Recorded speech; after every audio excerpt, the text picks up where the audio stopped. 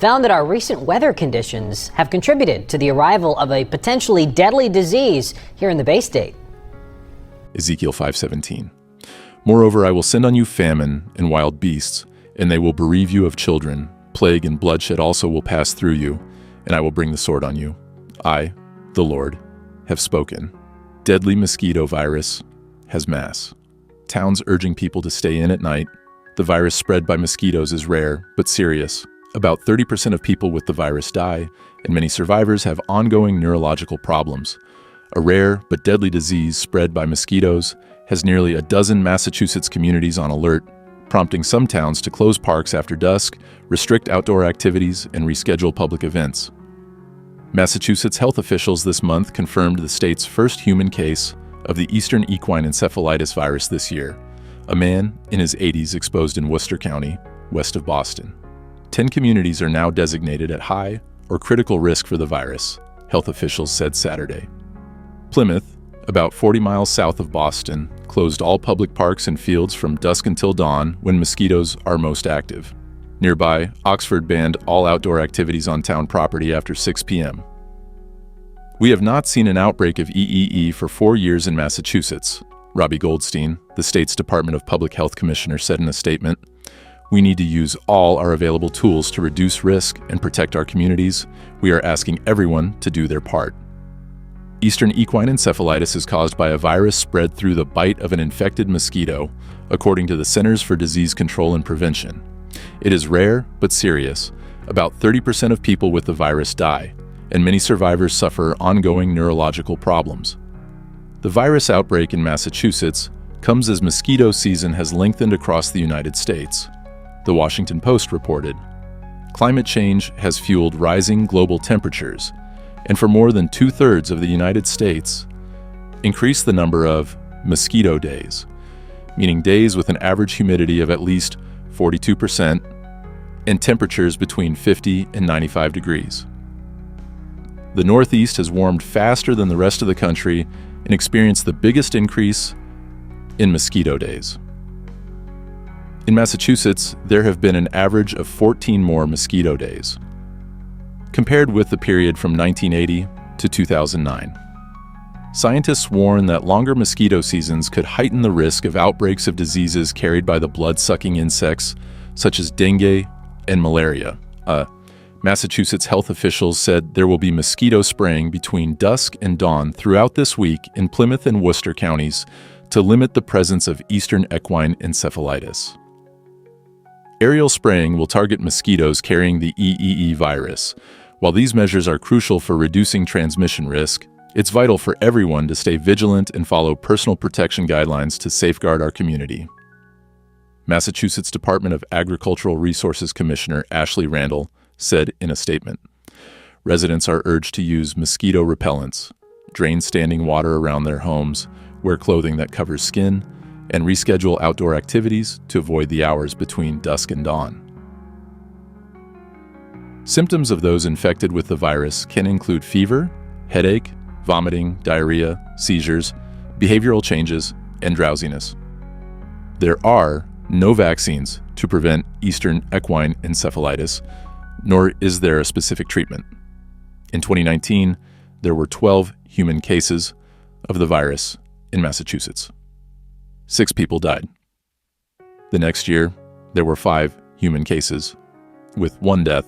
According to the state health agency, in a Wednesday memo, Oxford's town manager, Jennifer M. Callahan, said she has been in touch with the family of the person who was afflicted with the virus this year and still battling it in the hospital. The family, explained their loved one with EEEE was the one person in the family who recounted through the years they never get bit by mosquitoes, Callahan said. However, right before he became symptomatic, he shared that he had been recently bitten. They want people to be aware. This is an extremely serious disease with terrible physical and emotional consequences, regardless if the person manages to live, Callahan said. In Matthew 24, Jesus gives us some important clues for discerning the approach of the end times. Many will come in my name, claiming, I am the Christ, and will deceive many. You will hear of wars and rumors of wars, but see to it that you are not alarmed. Such things must happen. But the end is still to come. Nation will rise against nation and kingdom against kingdom. There will be famines and earthquakes in various places. All these are the beginning of birth pains. An increase in false messiahs, an increase in warfare, and increases in famines, plagues, and natural disasters. These are signs of the end times. In this passage, though, we are given a warning. We are not to be deceived because these events are only the beginning of birth pains. The end is still to come. Some interpreters point to every earthquake, every political upheaval, and every attack on Israel as a sure sign that the end times are rapidly approaching. While the events may signal the approach of the last days, they are not necessarily indicators that the end times have arrived. The Apostle Paul warned that the last days would bring a marked increase in false teaching.